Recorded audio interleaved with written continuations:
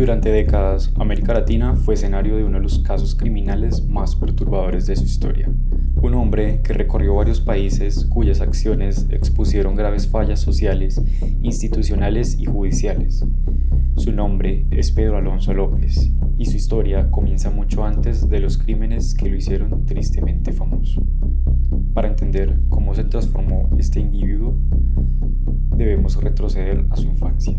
Pedro Alonso López creció en Colombia en una familia numerosa dentro de un contexto de pobreza severa.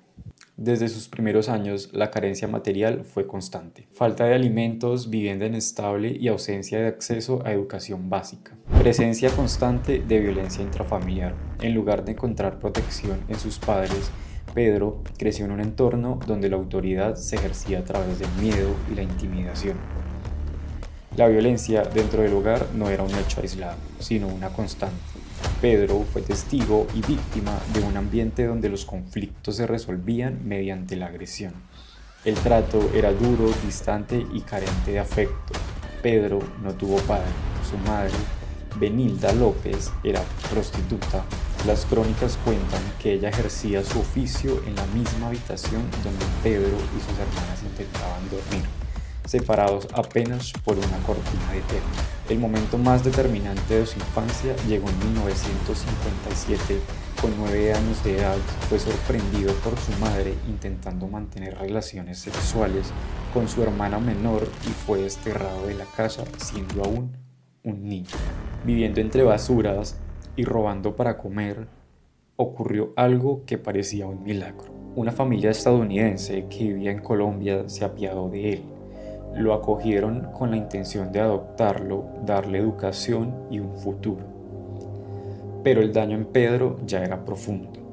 No pudo adaptarse a las reglas ni al afecto, se sentía un extraño. Finalmente huyó de la casa de sus benefactores, supuestamente robando dinero, y regresó a la calle.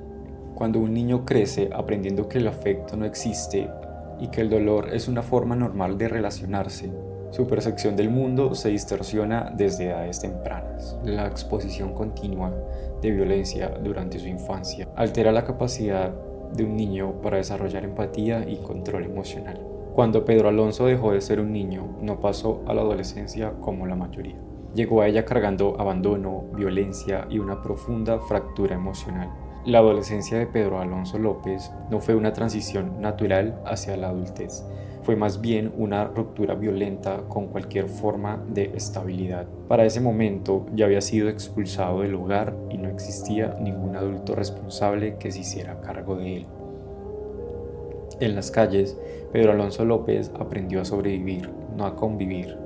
El hambre, la violencia cotidiana y la necesidad constante de protección moldearon su forma de relacionarse con el mundo. Durante su adolescencia, López comenzó a desplazarse entre ciudades y países. No tenía documentos, ni raíces, ni identidad legal clara. Este constante movimiento lo convirtió en alguien prácticamente invisible para el Estado. A sus 21 años, en 1969, López fue condenado a 7 años de prisión por robo de vehículos. En la cárcel fue violado por 3 reclusos a quien posteriormente asesinó, delito por el cual pagó 2 años más. Su estadía cambió radicalmente su vida y al salir en 1978 decidió convertirse en el peor victimario, detalla El Tiempo. El peregrinaje de la muerte. Tras salir de prisión, comenzó su viaje de terror. A finales de los años 70, López llegó a Perú. Su modus operandi era escalofriante, simple y efectivo. No usaba la fuerza bruta al principio, usaba el encanto y el engaño. Iba a mercados populares, zonas rurales y escuelas pobres. Buscaba niñas de entre 9 y 12 años. Se presentaba como un vendedor ambulante, ofreciendo baratijas o dulces, o a veces fingía ser un tonto inofensivo para ganar su confianza y alejarlas de sus padres. En Perú confesó haber matado a cerca de 100 niñas.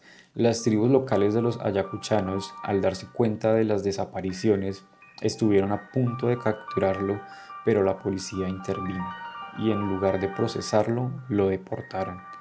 Sí, escucharon bien, fue expulsado de Perú y devuelto a la frontera. Esto lo llevó a Ecuador, el lugar perfecto para su clímax criminal. Aprovechando el clima frío, la geografía montañosa y la confianza de la gente humilde, López desató el infierno. Llevaba a sus víctimas a lugares apartados, parajes solitarios en los Andes. Allí las abusaba, las estrangulaba y las enterraba en fosas poco profundas y las dejaba en cuevas. López se refería a ellas como sus muñequitas. Visitaba los cuerpos días después. Su desconexión con la realidad era total. Para él, ellas le pertenecían. En 1980, Ambato, Ecuador, el reinado del monstruo estaba por terminar, pero no gracias a una inteligencia de operación policial. Pedro intentó llevarse a una niña de un mercado, pero su madre estaba cerca. Los gritos alertaron a los comerciantes. Una turbia de mujeres y comerciantes rodeó a López. Estaban dispuestos a lincharlo. Allí mismo, la policía llegó justo a tiempo para salvarlo de la ira popular. Nadie sabía a quién tenían. Pensaban que era un secuestrador más. Pero en el interrogatorio, López, con una arrogancia narcisista, comenzó a hablar. No solo confesó el intento de secuestro, confesó todo. Le dijo a las autoridades: si me sueltan, lo volveré a hacer. Y luego los retó. Los llevó a un campo donde, según él, estaban sus víctimas. La policía quedó paralizada. Encontraron 53 cuerpos. No solo dejaron de buscar porque no tenían recursos ni estómagos para continuar desenterrando cadáveres. Una inundación posterior destapó aún más restos, confirmando la magnitud de la masacre. Allí viene la parte que indigna el mundo. En 1980, la pena máxima en Ecuador era de 16 años. No existía la cadena perpetua ni la pena de muerte. Pedro Alonso López fue condenado a 16 años de prisión. Eso es aproximadamente 20 días de cárcel por cada niña asesinada, si creemos su cifra de 300 víctimas. En prisión fue entrevistado por el periodista Ron Leiter. López no mostró remordimiento. Dijo: perdí mi inocencia a los 8 años, así que decidí robar la inocencia de esas niñas. En 1994, 2 años antes de cumplir su condena completa, fue liberado por buena conducta. Fue deportado a Colombia. En Bogotá fue ingresado a un hospital psiquiátrico. Se le declaró inimputable, pero en 1998 los médicos determinaron que ya no era un peligro o que ya no podían retenerlo legalmente. A finales de los 90, Pedro Alonso López salió a la calle. Un hombre libre, tenía alrededor de 50 años. Desde entonces se ha convertido en un fantasma. Interpol emitió alertas. Hubo rumores de que fue visto en 2002, pero nada confirmado. Hoy, si siguiera vivo, tendría más de 70 años. ¿Murió en el anonimato? ¿Volvió a matar? Es una pregunta que no deja dormir a las familias de los Andes. La historia de Pedro López es un recordatorio brutal de cómo las fallas en los sistemas judiciales de la época y de cómo la indiferencia hacia la niñez marginada permitió que un monstruo operara a plena luz del día.